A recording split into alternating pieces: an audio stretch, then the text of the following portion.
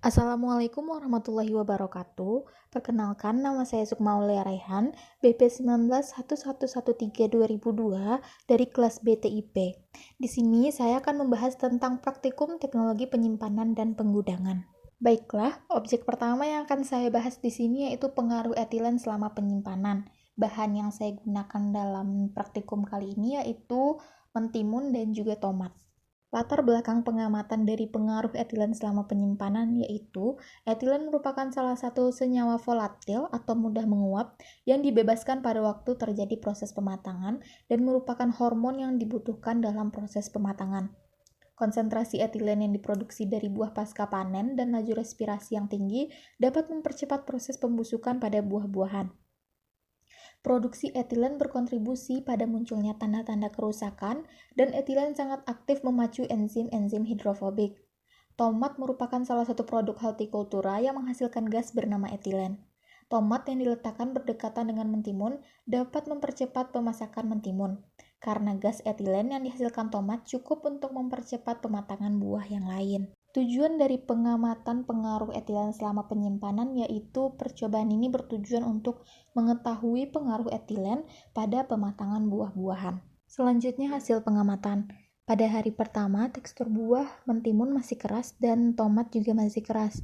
Bobot gabungan dari kedua buah tersebut yaitu 220 gram dengan warna mentimun hijau dan tomat merah. Pada hasil pengamatan di hari kedua, tekstur buah masih sama-sama keras dengan bobot gabungan 210 gram mengalami penurunan dari 220 gram dengan warna buah masih sama seperti pada hari pertama yaitu mentimun masih hijau dan tomat masih merah. Hasil pengamatan di hari ketiga, tekstur buah masih sama-sama keras dengan bobot gabungan yaitu 198 gram mengalami penurunan dari hari kedua yaitu 210 gram dengan warna mentimun masih tetap hijau dan tomat masih tetap merah. Selanjutnya yaitu pembahasan. Pengujian pengaruh etilen terhadap buah-buahan pada mentimun segar yang diletakkan bersamaan dengan tomat pada hari pertama tidak menunjukkan perubahan yang berarti. Warna mentimun tetap hijau segar dan tomat berwarna merah, sedangkan tekstur buah masih keras. Bobot total dari mentimun dan tomat adalah 220 gram. Namun, pada hari kedua di dalam pembungkus tersebut terlihat gas atau embun. Inilah yang disebut dengan gas etilen.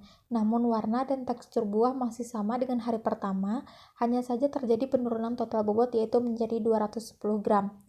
Pada hari ketiga, gas yang terlihat semakin banyak sehingga memenuhi permukaan dalam plastik, namun tetap terjadi penurunan bobot yaitu menjadi 198 gram. Penurunan bobot disebabkan menyusutnya kadar air karena buah yang disimpan pada suhu ruang biasanya akan mudah kehilangan kadar airnya. Selanjutnya yaitu objek kedua, pengaruh kadar air selama penyimpanan. Kadar air yang tinggi memudahkan perubahan biokimia dan kimiawi dalam biji dan juga pertumbuhan mikroba, serangga, dan rayap selama penyimpanan. Pengendalian kadar air dapat memperlambat kerusakan selama penyimpanan. Salah satu contoh pengaruh kadar air selama penyimpanan pada produk biji-bijian yaitu pada padi. Padi merupakan salah satu bijian utama sumber pangan dan telah menjadi makanan pokok sejak awal peradaban manusia. Padi termasuk dalam kelompok golongan serealia. Penyimpanan pada padi dilakukan dengan 3 cara yaitu baru panen, setelah dikeringkan dengan kisaran kadar air 14-25%, yang ketiga yaitu setelah dikeringkan dengan kadar air kecil dari 14%. Penyimpanan pada padi baru panen. Penyimpanan padi dapat dilakukan dengan cara sistem curah. Cara curah akan disimpan dalam lumbung, dilakukan dengan cara menghindari padi untuk tidak menempel langsung pada lantai, untuk menghindari pengaruh kelembaban lantai gudang, sehingga gabah yang disimpannya itu tidak mudah diserang jamur. Di sekitar lumbung dibersihkan karena serangga hama dan tikus mudah menyerang pada tempat yang kotor. Mengusahakan lumbung terlindung dari air atau hujan.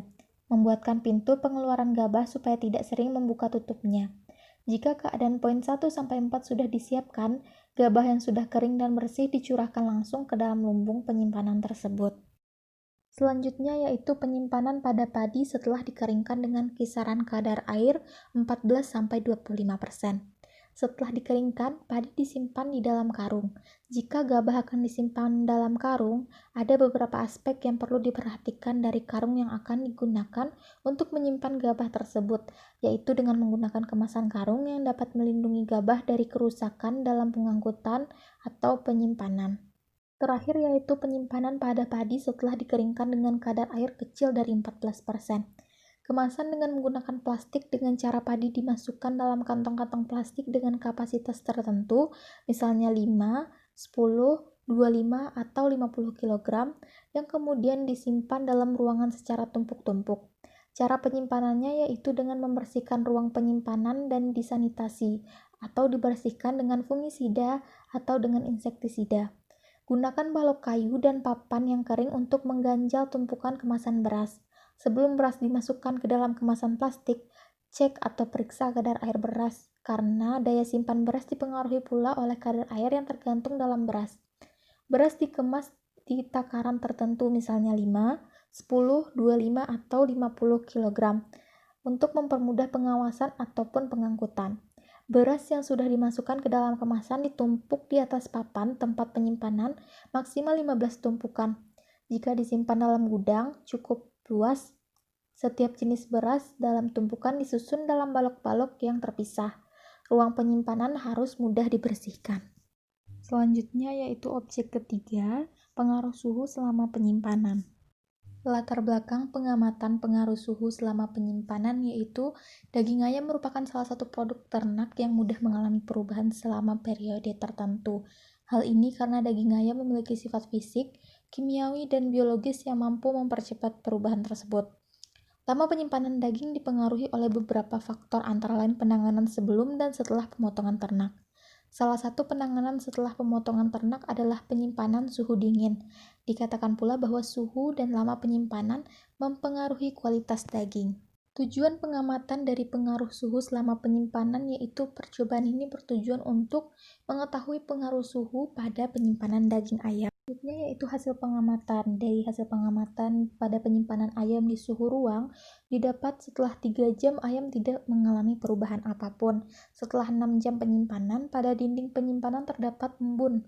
Setelah 12 jam penyimpanan, daging pada ayam mulai menghitam.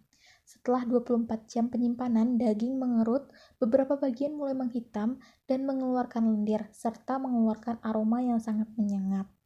Selanjutnya yaitu hasil pengamatan penyimpanan daging ayam di lemari pendingin dengan suhu 10 derajat Celcius. Penyimpanan pada hari pertama setelah 3 jam ayam masih segar dan tidak terjadi perubahan. Setelah 6 jam pada dinding penyimpanan terdapat embun. Hal ini dikarenakan penyimpanan di dalam kulkas. Setelah 12 jam daging ayam mulai mengeras. Setelah 24 jam daging ayam mulai mengeras atau membeku. Selanjutnya, hasil pengamatan pada lemari pendingin bersuhu 10 derajat Celcius penyimpanan pada hari kedua.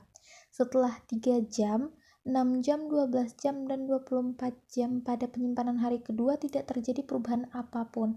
Kondisi ayam masih sama dengan hari pertama. Selanjutnya itu hasil pengamatan pada lemari pendingin bersuhu 10 derajat Celcius penyimpanan pada hari ketiga. Setelah 3 jam penyimpanan pada hari ketiga, daging ayam mulai mengerut. Setelah 6 jam, daging ayam tambah mengerut. Setelah 12 jam, ada beberapa daging ayam yang menghitam. Setelah 24 jam penyimpanan pada hari ketiga, ayam mulai mengeluarkan bau dan ada sedikit bagian yang menghitam. Selanjutnya hasil pengamatan pada penyimpanan daging ayam di dalam freezer dengan suhu kecil dari 0 derajat Celcius. Penyimpanan pada hari pertama, setelah 3 jam penyimpanan ayam masih segar. Setelah 6 jam, ayam masih segar namun permukaan plastik berembun karena penyimpanan di dalam freezer. Setelah 12 jam dan 24 jam, ayam mulai mengeras karena disimpan di dalam freezer. Selanjutnya, hasil pengamatan pada penyimpanan daging ayam di dalam freezer dengan suhu kecil dari 0 derajat Celcius. Penyimpanan hari kedua, setelah 3 jam, 6 jam, 12 jam, dan 24 jam, kondisi ayam masih sama dengan hari pertama, tidak terjadi perubahan apapun. Daging ayam masih segar dan tidak mengeluarkan bau busuk, lendir, atau semacamnya. Selanjutnya yaitu hasil pengamatan penyimpanan ayam di dalam freezer dengan suhu kecil dari 0 derajat Celcius penyimpanan pada hari ketiga. Setelah 3 jam, 6 jam, 12 jam, dan 24 jam kondisi ayam masih segar dan tidak menunjukkan proses pembusukan pada penyimpanan hari ketiga ini.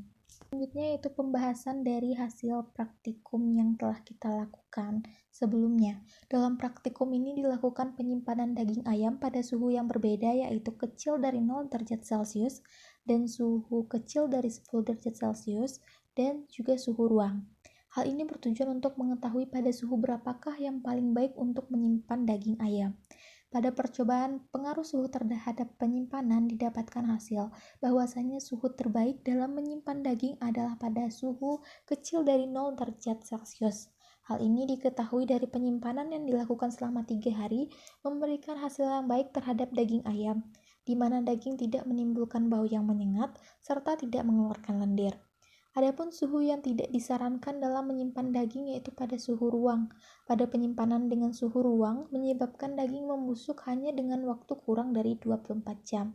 Salah satu sifat daging unggas adalah mudah rusak. Mudah rusaknya daging unggas disebabkan kandungan air yang cukup tinggi yang merupakan syarat untuk berbagai mikroorganisme untuk tumbuh. Tumbuhnya mikroorganisme ini dapat menyebabkan kerusakan enzimatis, yaitu kerusakan yang disebabkan mikroorganisme tersebut menghasilkan enzim-enzim hasil metabolisme yang dapat merusak daging unggas. Sekian dan terima kasih. Wassalamualaikum warahmatullahi wabarakatuh.